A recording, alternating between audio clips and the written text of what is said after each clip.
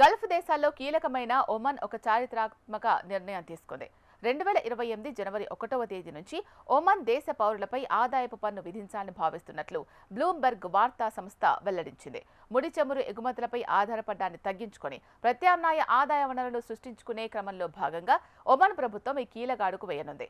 ఇక ఈ income tax నిర్ణయం అమల్లోకి వస్తే ఆదాయపు పన్ను విధించిన మొట్టమొదటి గల్ఫ్ దేశంగా ఒమన్ నిలవనుంది. దీనిపై ఒమన్ ఆర్థిక శాఖ మంత్రి సయీద్ బిన్ మొహమ్మద్ అల్ సాక్రీ కీలక వ్యాఖ్యలు చేశారు. చమురు ఆదాయంపై ఆధారపడ్డాన్ని తగ్గించుకుంటేనే ప్రజల సంక్షేమం కోసం చేసే వ్యయాలను కొనసాగించవచ్చు అని వెల్లడించారు.